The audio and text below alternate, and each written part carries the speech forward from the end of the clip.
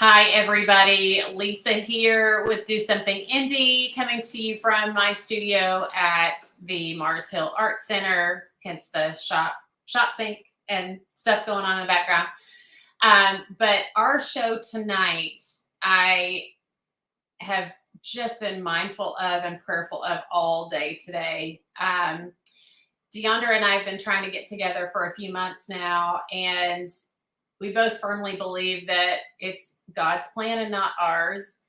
And so the timeliness of this story and her sharing her experience, I really firmly believe is divine intervention, because like I said, we tried to get this show on a few months ago, but it's just now happening. And with everything that we've had going on in our culture in the last few weeks, it could not be more timely. And so with that, I'm going to bring on my friend DeAndra, and I'm going to let her share her story without me sharing any of it first. I want you to hear it from her. And yeah, so producer Johnny, can you bring our friend DeAndra on? Is she there?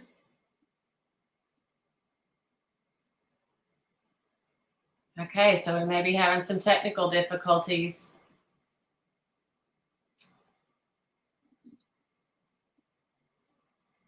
I am going to be patient, you guys.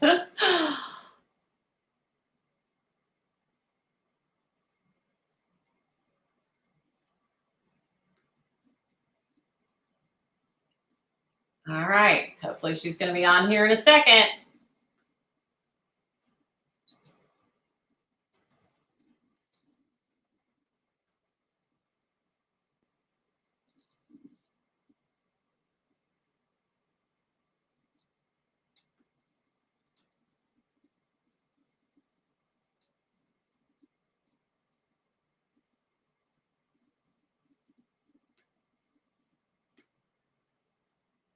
Okay, so we are having some technical difficulties here.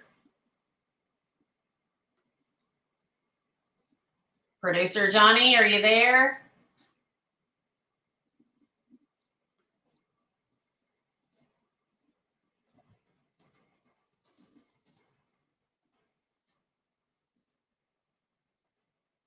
Okay, hang on one second. This may be me. Oh, there we go. Are we there? I'm here. Okay, now she's there. Okay, producer Johnny. Got us fixed up. You. Now I can see you and you can hear me okay. Yes, I can. And how are you this evening?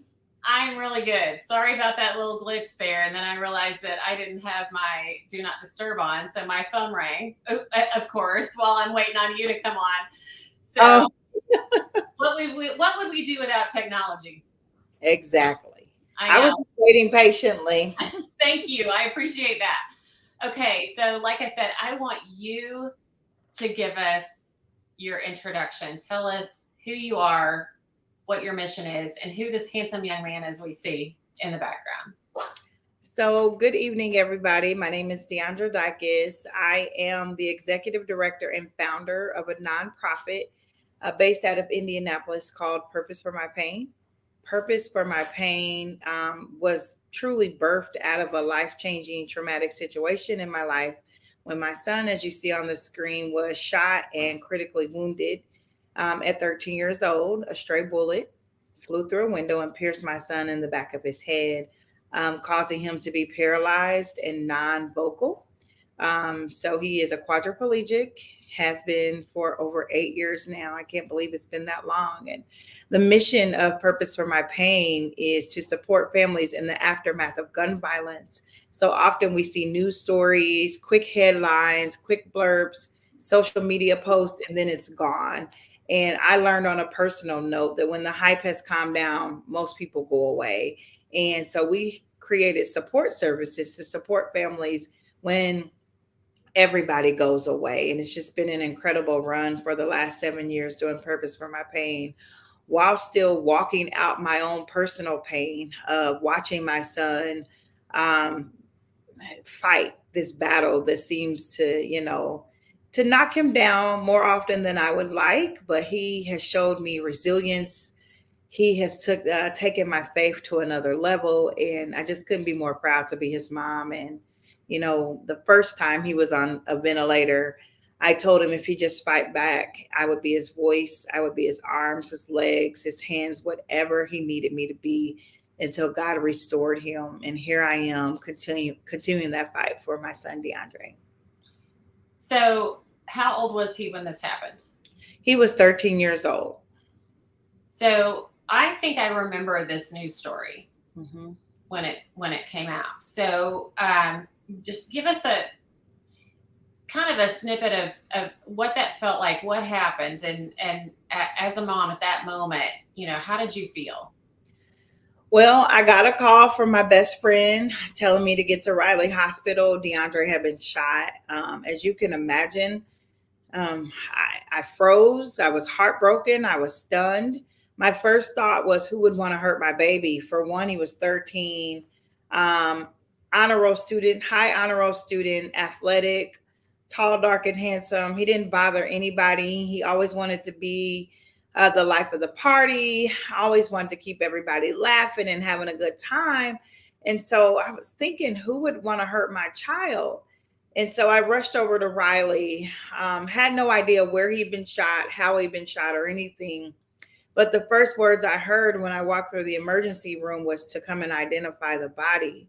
And I literally collapsed on the ground. I wasn't prepared for that. No one told me that he didn't make it. And so my mother came rushing up and she said, "I'll do it. Don't let my daughter go back there." And what happened was DeAndre did pass away, but they were able to resuscitate him and send him into emergency surgery to have his L flap over here completely removed. And that's what saved his life. And so I was stunned. I was devastated. I went from the night before he scored 7 points in his only seventh grade basketball game to him taking a stray bullet to the back of the head. Wow. Yeah. So I do want to get into your nonprofit and what you started as a result of this. But my first question is, how did you find the strength to turn such a tragic event into something positive, which you've obviously done? When I look back now, I feel like I absolutely had to. I wouldn't even be able to be in this place and share with you if I hadn't found purpose. And so I simply asked God in the waiting room. I said, "God, show me purpose for so much pain." That's exactly what I said. I was praying, I was screaming, and I blurted it out. And I had no idea that it would turn into a nonprofit. I just needed answers in that moment. Like, God, this is my 13-year-old. He was having fun, dancing, like someone was shooting outdoors and the bullet flew through the window. What's the chances of something like that happening to my baby? That's all I was concerned about. And so sitting in the hospital for 37 days, the first time, I kept thinking about what it would look like to talk with other mothers who have been in a familiar place. And so different people were reaching out to us after hearing our story. And I began connecting with other women, all who had actually lost their children to gun violence.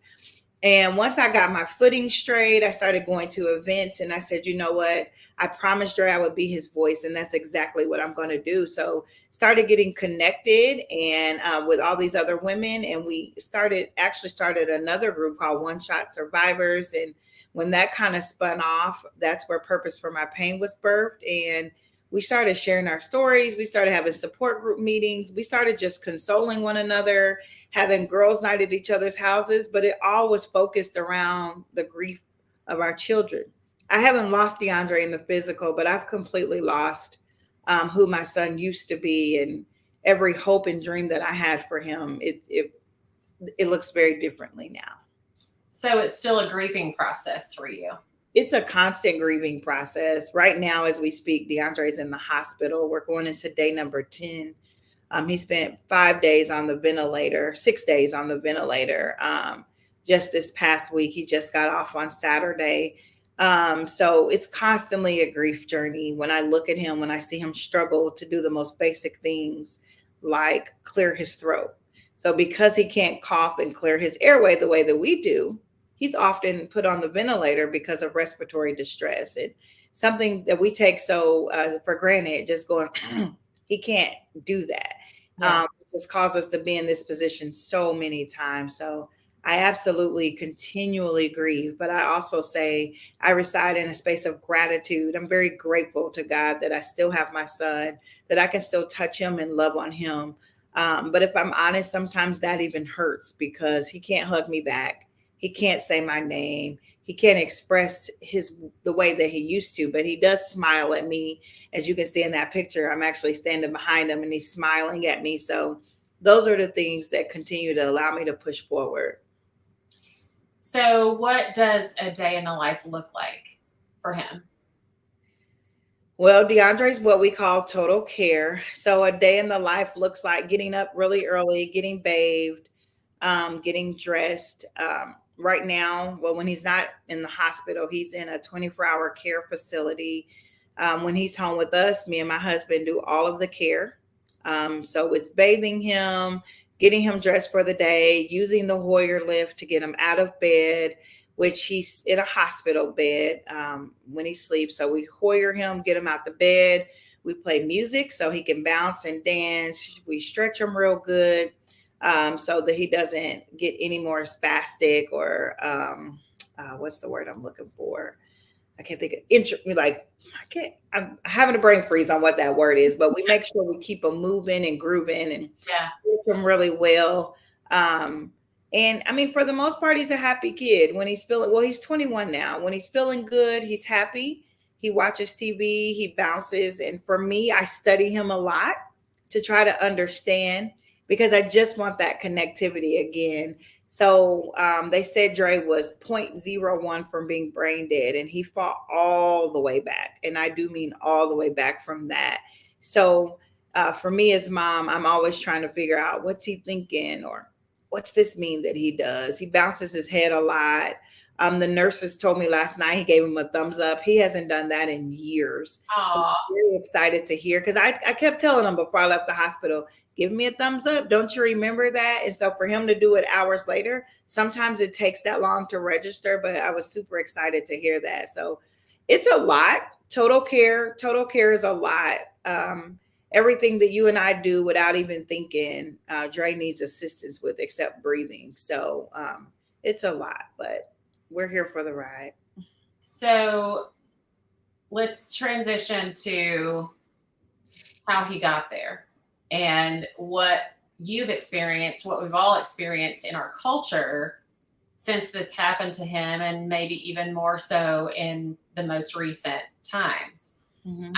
What have you done to advocate for the violence side of what got him into this situation? What have I done? Wow. I wish I had a list of just my involvement. Again, it goes back to just making Dre that promise. And then I felt like I went on autopilot all these years ago. I got outreach by a national organization called Everytown for Gun Safety and Moms Demand Action, which later they merged, and started doing a ton of advocacy work with those organizations all over the country, just sharing my story, going to DC, working on policies, working with legislators, speaking out at press conferences with legislators, and linking arms with so many parents from across this country who have been impacted by the devastation of gun violence. And after about my first year of really going hard with advocacy, I started seeing how the violence was escalating in Indy. DeAndre was shot in 2014. 2013 was the highest number of homicides on record up until that time. And it's only gone up since then. And so started seeing the devastation at home. I said, I want to start getting more involved in my own backyard. And so Purpose for My Pain formed and just got really busy, connecting with whoever would listen. Whoever would read my Facebook post, whoever would read a news story about us, and whoever would just, say that I'm sick of this too. And my goal was always Don't wait until it happens to you, because when it happens to you, it takes your breath away initially. So while you have that fire and that fuel and it hasn't impacted your life, let's link arms and let's do something. So did a lot of advocacy work at the state house locally and even federally, in DC. Did a lot of work around policy change, and but policy change is needed. But there's so many layers to this. So to me, my greatest work is connecting with other women, other parents in the community, and elevating our voices and elevating our stories, and sharing our pain in hopes that it will penetrate hearts for change. So, what motivates you to keep going? That smile right there, it motivates me to keep going. I always say, if Drake can fight back from the brink of death, then I can fight for him and every other kid across this country to have a safe environment, to have a safe place to go to school, safe place to go to church, safe place to just be, I Yeah. mean, I don't know how many before Dre, but there's been so many kids, shot and had their lives taken or altered due to stray bullets. I now work for IMPD as a non-fatal victims advocate, and every day I'm talking to someone who been shot, wounded, or their family member. We just had a shooting over the weekend in Indy where two kids were shot bouncing in a bounce house. It's just utterly ridiculous that we can't just be in our natural place with family and friends and not feel safe. Those two children may never feel safe again. Talked to a 19-year-old last night as a part of my work, and he said, "Ma'am, I'm going to have PTSD. I guess I was in the wrong place at the wrong time." But actually, he wasn't. He was going home. He was going home and caught a stray bullet. And just grateful that he can tell about it. But these stories are becoming far too common, not just in our city, but across the country. Yeah. So, definitely across the country and definitely in our city. And, like you said, it's gone up since Dre's incident. We have a serious problem here in Indianapolis. And so you are intimately connected through not only your experience as a mom and having it happen to your own son, but now you're intimately connected by helping other victims work through this. So what um, what would be a piece of advice that you would give to someone who is struggling after either witnessing this with their children or a family member in general? Like, people tell me all the time, I don't understand how you've turned some tragic events in your life into something positive. You obviously have done that, and with a situation that is far beyond anything I've ever experienced. But how do you get to that place where you let go of the victimhood and you turn it into something that can be a positive impact in our community? For me, I felt like I always say this. I don't think I'm doing anything special. I feel like I'm doing what any other mother would do. I just went into this mama bear mode, and my first thought was, people are going to make sure to know that my son was an innocent bystander. They tried to find a record on him. They tried to find a record on me. There was nothing. Dre was in the 7th grade. There was nothing they could find, and so that was my mission, to say, innocent people. There is so much bloodshed of innocent victims in this city, and I have to be a part of those making noise to know that this is happening over and over again. They will know that my son was a straight A student. They will know that he was an athlete. They will know that he was just this great young man that lit up a room when he walked in. And a lot of it came from that, just wanting to proclaim that every person out here being shot, wounded, or having their life taken wasn't doing something for bad. I'll even say that, though, that doesn't take away the hurt and the pain of those mothers. Right. And so our pain is real. And that's where my fire came from. That's where the fuel came from. And I wanted to support other women. As much as I had support in that waiting room at Riley, it was nothing like someone saying, "I've been there. Yeah. I understand this road that you're going on." And my grandmother had a friend, her very best friend came, and she had lost her son. And then my grandmother's sister, my great aunt, she had lost her son. Neither to gun violence, both were medical issues. But just talking to them, I felt a different type of comfort. And I said, wow, what would it be like once I got out and once Dre got out and got settled? I said, what would it be like for me to create this space for women to connect and Yeah. share these shared experiences of trauma? The one thing that I often hear is, I thought it was just me. I thought I was the only one who felt like that. And then when we have our support group meetings or we're in our group chat talking, you're like, oh my God, so I'm not crazy. I'm not the only one who doesn't sleep at night. I'm not the only one that had dreams that my child visit me. I'm not the only one traumatized by reoccurring hospital stays. And even that, as heavy as it can be sometimes, it fuels my fire to keep going. It Yeah. fuels my fire to keep going, to say, oh my God, Will, she really, I haven't lost a child. So I can connect this mother. We have women in our group who've lost multiple children, Mm. 2 children to gun violence, and multiple family members. And so you begin to connect them, and there's this sigh of relief that I am not alone.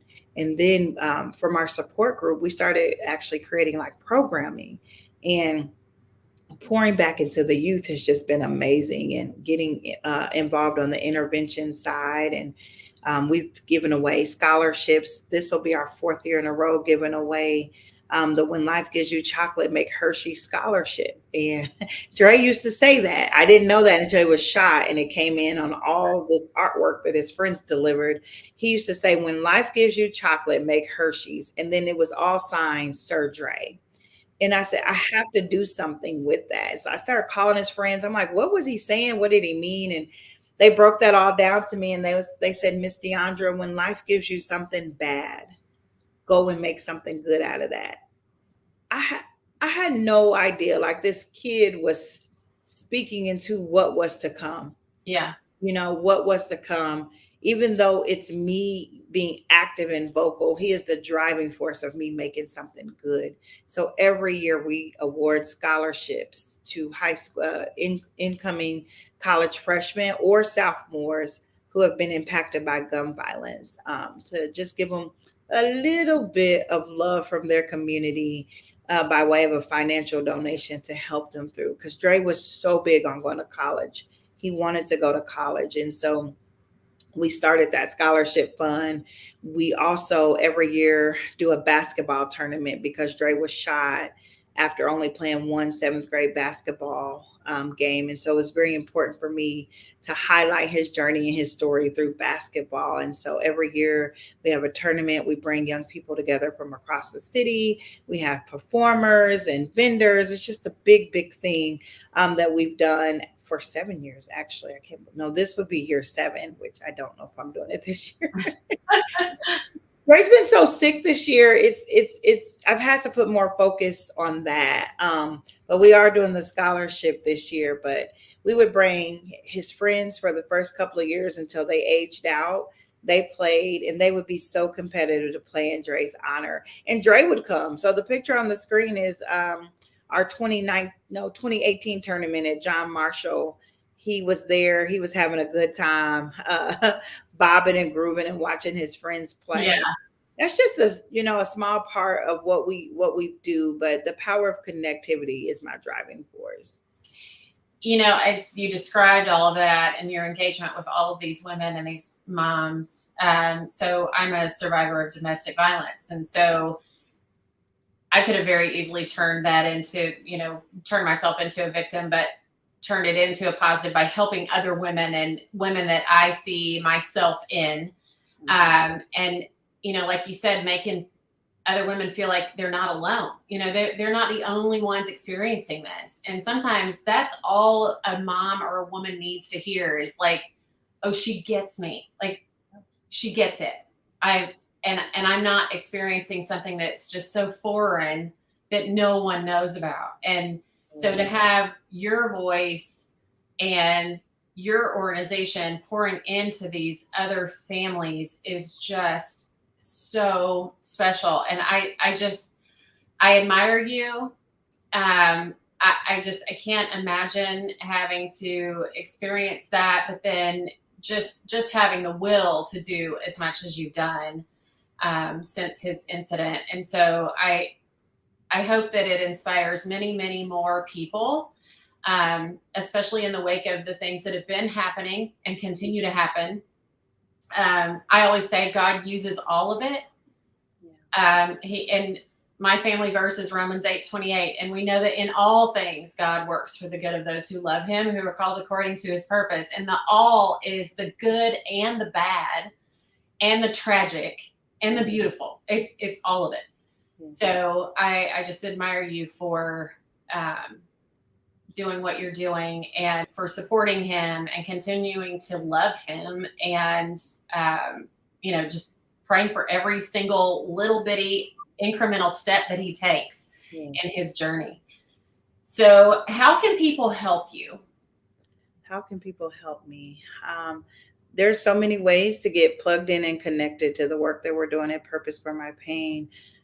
You can go on our website, www.purposeformypain.org, and that's with the number 4. You can also find us on Instagram at Purpose for My Pain Indy, and on Facebook at Purpose for My Pain, again, all with the number 4. The way that we need help mostly is volunteers. And of course, donations are always amazing. So we have something really exciting going on this week. In April, we launched Shoot Cameras, Not Guns mentoring program, which was spearheaded by my husband, Eric Dykes.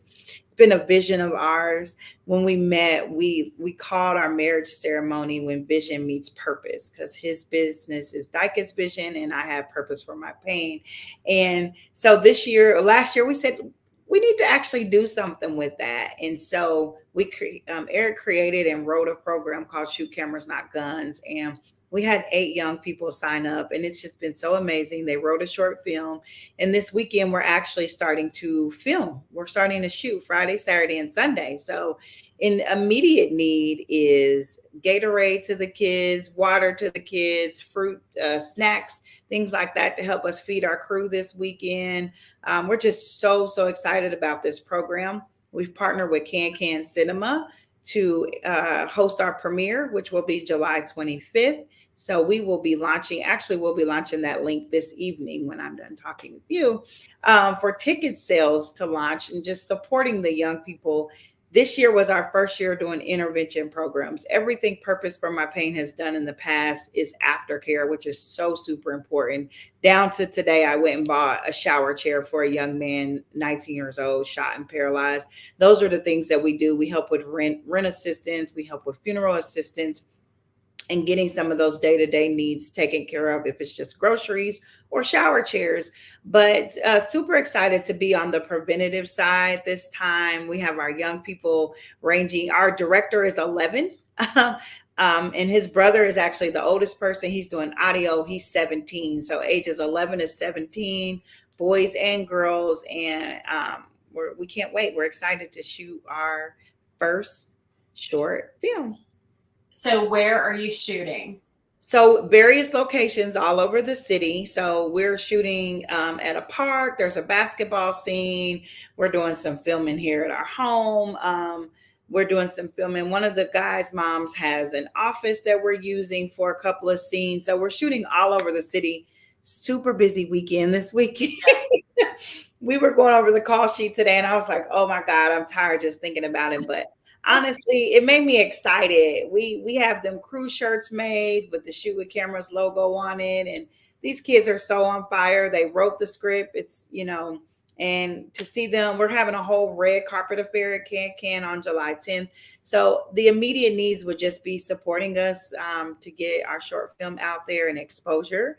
We have 145 tickets to sell in a couple of weeks. So launch that link, get your tickets, bring your family. It's going to be great. And it's going to be a time to have an open discussion with the young people about their journey into filmmaking, as well as my husband, who has his own personal testimony. So excited. And then every year we do. So we have the scholarship coming up in August. And for October, we take women from the city who've been impacted by gun violence on a retreat. Last year was our first year doing the retreat. It was amazing. We went up to St. Joseph to Lake Michigan and just had an amazing time. So we'll be doing that in October. And then December, my favorite event is our Christmas giveaway. So we support families impacted by gun violence, and we try to focus on that current year because we're having so many shootings in our city. So we're well over 100, and we are close to 400 non-fatal, about 100 and close to 120, I believe, homicides. So it's up there after these past couple of weeks. So we want to make sure at Christmas time, holidays are the hardest time for families, that we're loving on these families. So we always have a program just to celebrate the families. And then we give away gifts to all the individuals, even the parents who remain or the grandparents who are now raising the children. And we do that every third Saturday. The third Saturday in December every year, not every third Saturday. So there's plenty of ways to get plugged in and support our work, and to make sure that the families in our city know that they're not forgotten in the aftermath of gun violence. So we will share links in the comments on Facebook and on YouTube as well. And then Johnny's got your Facebook page up on the screen. So I would just encourage people to give as you can, whether it is financially or, with water and Gatorade for the shoot this weekend, which, by the way, I love the name of that. Like it is so it's catchy in a way that makes people think, so yeah, that's the purpose of give them an alternative. I can do something good. Basically, I don't have to turn to evil. I can do something good.